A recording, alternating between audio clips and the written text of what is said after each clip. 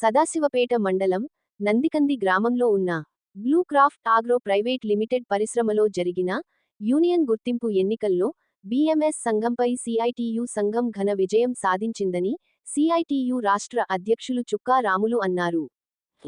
ఈ పరిశ్రమలో మొత్తం ఓట్లు 109 ఉండగా సిఐటియుకు 59, బీఎంఎస్కు 50 వచ్చాయి.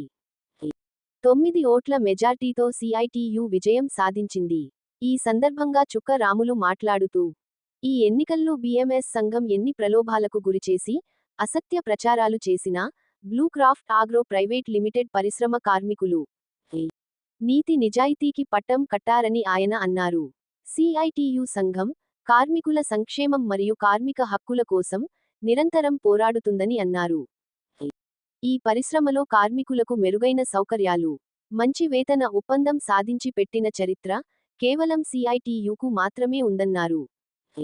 మొన్న జరిగిన అగ్రిమెంట్లో కార్మికులకు కొత్త సౌకర్యాలను సాధించి పెట్టడం జరిగింది అన్నారు. మొట్టమొదటిసారిగా రిటైర్మెంట్ సర్వీసును పెంచడం జరిగింది. అనేక సంవత్సరాల నుంచి కంపెనీ కార్మికులకు సిఐటియు నాయకత్వం నిరంతరం అందుబాటులో ఉంటూ నిస్వార్థంతో పనిచేస్తుంది అన్నారు.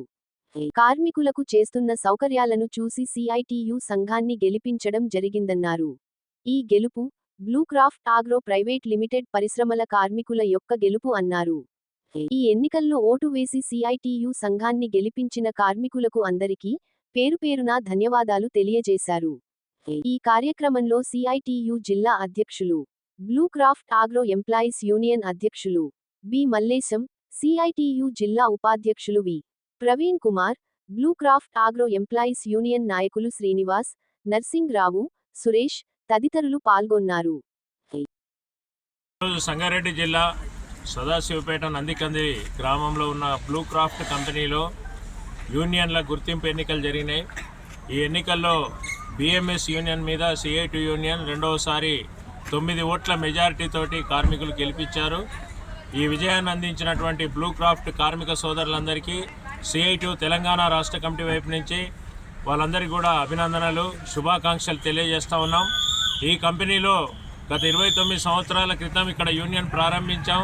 ఆనాడు ఉన్నటువంటి యాజమాన్యం యూనియన్ని గుర్తించకుండా కార్మికులను సస్పెండ్ చేసి అనేక రకాల ఇబ్బందుల పాలు చేసినప్పటికీ మరి చాలా ఓపికతో ఇక్కడ పోరాటం నిర్వహించి యూనియన్ని కార్మికులకు సుస్థిరం చేసినటువంటి చరిత్ర సిఐటికి ఉంది.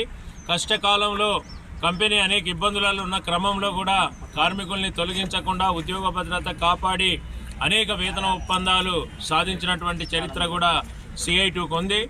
ఈరోజు మరొకసారి పోయిన అగ్రిమెంట్ కూడా చాలా మంచి వేతన ఒప్పందాన్ని ఇక్కడ కార్మికుల కోసం సిఐటి పోరాడి సాధించింది.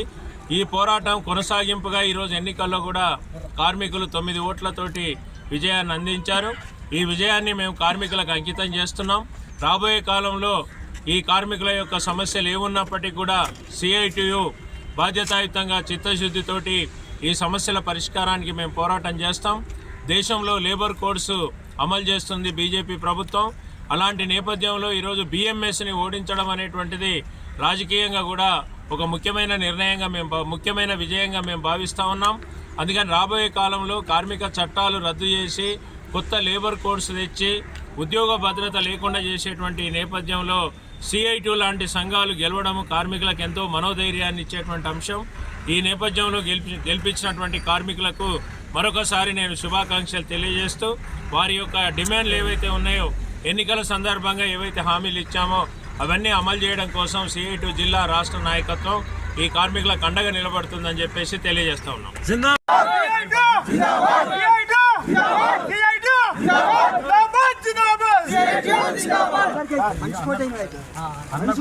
ఎన్ని